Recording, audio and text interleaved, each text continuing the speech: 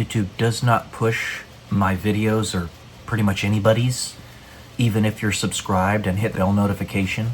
You actually have to go to my channel manually yourself to find the videos and watch them.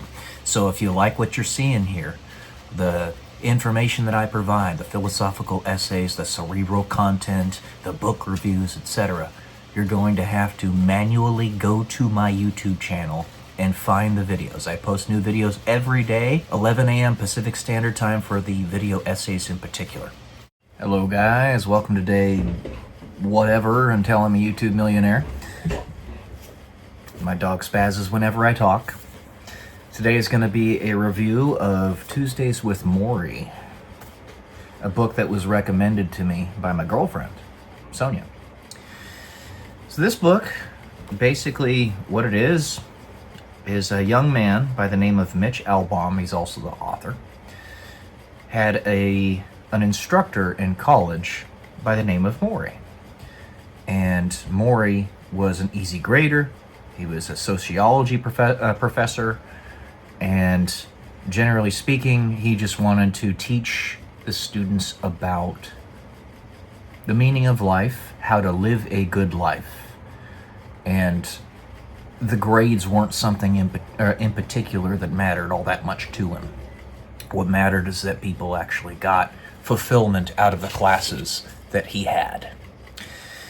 He encouraged Mitch to write a senior thesis while he was still getting his bachelor's degree, which ended up doing really well, got the highest honors in his department, and everything was all hunky-dory. But he always met with Morrie on Tuesdays when he was at college. He met with him 3 days a week, but Tuesdays was his long day. Well, Morrie gets ALS, and Mitch does not know about this until basically the last few months of Morrie's life. So Mitch reconnects with Morrie, and Morrie has one more class to give. So basically this story is that class. It's teaching the meaning of life. It's very palpable, very good. It's an extremely easy read, honestly. Not too long, and very large spacing between each section. Some of the chapters are a page long. But it's basically just him carrying out an interview with Morrie and the progression of the disease for the last few months of his life. Morrie was very happy to do this. And, you know, it just kind of worked. So Mitch ended up actually getting his master's degree after he went to college and all that stuff, and became very successful. But he was struggling to figure out the purpose behind the stuff that he was doing. He thought it was just the rat race, and, you know, it really was. But I found that this book, being easy to understand, I put myself in the shoes, the mental shoes of somebody who was in a very desperate emotional situation and was looking for some purpose in their own lives. People who were on the verge of unaliving themselves. I was thinking to myself, this is not me, but putting myself in the shoes of other people who may have been. And then perhaps they read this book, and it could very well have made them break down into tears, just like it did Mitch and Morrie many a time. Because here was this man who was basically decaying in front of Mitch, and he saw himself as one of the luckiest people to have ever lived, because he got to document everything. He got to live the last portion of his life to the fullest, and to truly appreciate the small things. Like, Mitch asked him when the last days were coming, the last couple weeks, if you had a magic wand and could be completely healed for 24 hours, what would you do? And it was very basic stuff. He said he would go walk around and smell the flowers. He'd go swimming. He'd have a really nice pasta dinner with his best friends. He'd have a bunch of them over, 2 at a time, to sink his teeth into their stories as best he could. That's the purpose of life. It's the relationships you build and the love that you share. And that's what he says. That's what MORRIE says over and over. Love one another or die. And that's true. And that's true on multiple levels.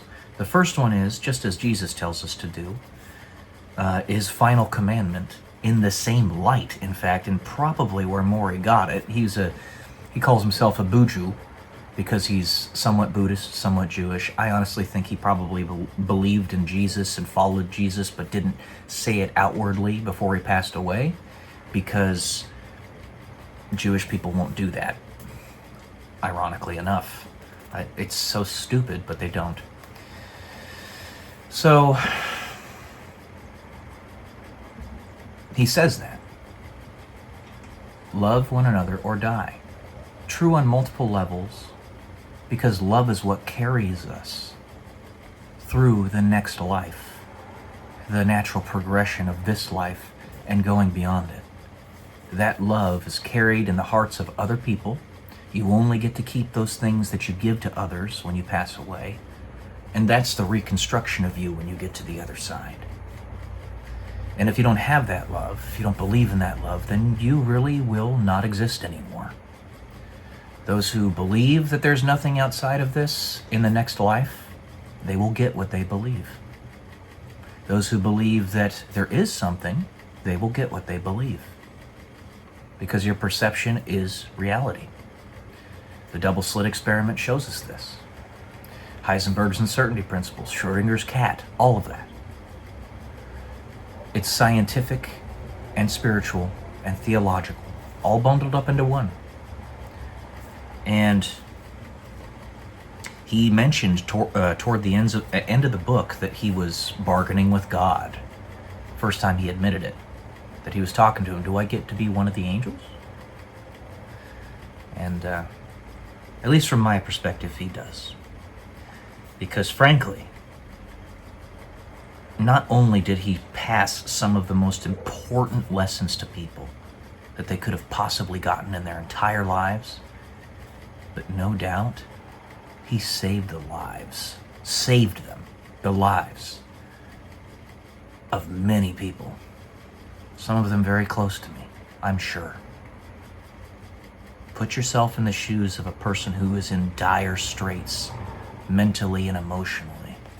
And then they read this, and suddenly, boom, life gets better.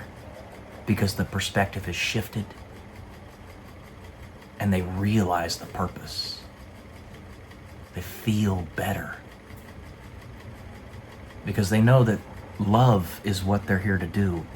No matter what happens in the world, all defeats until death are psychological. One thing that the enemy cannot take away from you is how you love. If you continue to do that, you win. MORRIE won when he passed away. He had children, he had a wife. He won. He won at life. And honestly, even with ALS, he lived until he was 79. So, very similar to Stephen Hawking, who passed away in his late 70s a few years ago.